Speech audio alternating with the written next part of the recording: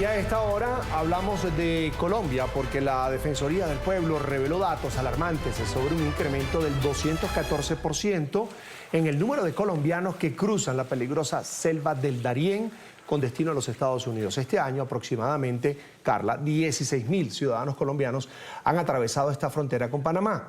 Este fenómeno, que ha visto un aumento exponencial, coincide con la presidencia de Gustavo Petro en Colombia, aunque históricamente la migración de colombianos hacia Estados Unidos o Canadá se realizaba a través de vuelos a México. Las restricciones migratorias han llevado a ese crecimiento significativo en esa elección peligrosísima de tomar la ruta del Darién. Y muchas, por supuesto, son las motivaciones detrás de esta migración masiva. Por un lado, pues la búsqueda de oportunidades laborales, porque en sus países de origen pues no los enfrentan graves crisis.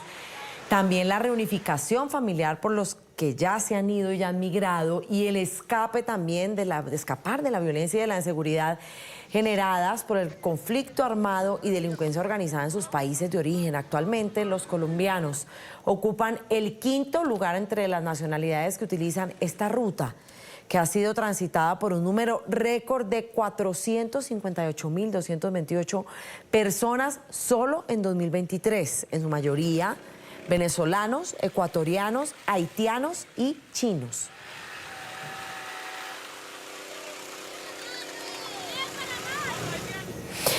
Y por supuesto, este tema hay que analizarlo, reflexionarlo. Y saludo a Luis Andrés Fajardo, vicedefensor del Pueblo de Colombia. Bienvenido al canal de las Américas, NTN 24. Buenos días, Carla, Carlos, muchas gracias por esta oportunidad para hablar de un tema tan importante para todo el continente. Pues, vicedefensor, estas cifras que uno ve que aumentan, pues son bastante alarmantes, además porque se han hecho un montón de anuncios y la Defensoría ha estado siempre ahí denunciando y evidenciando lo que están viviendo estas personas en esta ruta, que además se ha vuelto peligrosísima para la vida, por los traficantes, por abuso sexual, porque los tumban, porque los roban, pero además un montón de anuncios de que iban a ser un tema transnacional entre países, y hasta ahora no ha pasado nada y este fenómeno se sigue incrementando, vicedefensor. Pues exactamente es lo que nosotros estamos mostrando, una situación sumamente grave, de una complejidad tremenda. Mire usted, en los años 2015, por ejemplo, a 2019, el promedio más alto, el número más alto de migración, que fue en el 2016, fue de 30.055 personas. En 2022, a partir del 2021, se dispara ese número, tuvimos 133.000, en 2022 248.000 personas, y hoy, hasta fines de octubre, teníamos 487.000 personas. Es decir, ya al día de hoy hemos pasado seguramente a las 500.000 personas que transitan por esa zona. Una zona que, como bien usted lo marcaba, pues es de una peligrosidad tremenda. Por eso el defensor del pueblo, doctor Carlos Camargo, como presidente de la FIO, de la Federación Iberoamericana del Ombudsman, no solo ha promovido una serie de encuentros con los defensores del pueblo para tratar de establecer estrategias comunes. Hicimos la alerta bilateral con Ecuador, porque en la zona fronteriza entre Ecuador y Colombia, grupos delincuenciales, ¿no? Hoy en día ya se habla del Tren de Aragua, se encargaban de abusar de las personas que estaban en tránsito en esa zona, aprovecharse de ellas para objeto de trata de personas, para extorsiones y otra clase de situaciones. Pero también hicimos la alerta binacional con Panamá, por lo que sabemos que es el tapón del Darién, lo cual nos ha permitido involucrar a los gobiernos de los dos países, pero también obtener cooperación internacional para establecer centros de atención en ambos lados de la frontera y ser más vigilantes. Nosotros hemos hecho todo el esfuerzo por visibilizar públicamente lo que está pasando, pero además hoy en día sabemos que esos flujos migratorios varían también, no solamente por las situaciones que en los países de orígenes motivan la migración, situaciones que tienen que ver con la falta de oportunidades, con la pobreza, con las vulneraciones de derechos humanos y con, realmente hay que decirlo, con el hambre, pero también en otras circunstancias, como sucede en Colombia, por la violencia, por las extorsiones y los secuestros y la presencia de grupos armados. Por eso hablamos de flujos migratorios mixtos, porque las razones que motivan esa migración pues son de distintas índoles. Pero además de eso, como le decía, también tiene que ver con las políticas migratorias del norte, porque claramente todo este flujo trata de llegar a los Estados Unidos. Y conforme allá llega una nueva noticia sobre la política migratoria, nosotros vemos cómo sensiblemente cambian los números. Así, por ejemplo, en Necoclí, en septiembre de este año, la primera semana de septiembre, que un anuncio en los Estados Unidos de que iban a cerrar la puerta, bajó en un 30% el flujo migratorio. Por eso, desde FIU, hemos tratado de hacer un llamado para que haya una política transnacional de todo el continente, especialmente Centroamérica y los Estados Unidos, respecto de la forma en la que se puede hacer una migración ordenada, Sí. una migración segura, pero no de la forma en la que está sucediendo, donde vemos casos como el de Antonella, la niña que murió hace menos de una semana tratando de cruzar el río Bravo para llegar a los Estados Unidos. Señor Fajardo, ¿es la indiferencia de los gobiernos relacionados con este tema lo que hace que existan esas mafias como las que operan, por ejemplo, en el Darién? Mire, yo creo que la palabra que usted utilizó es la palabra clave aquí.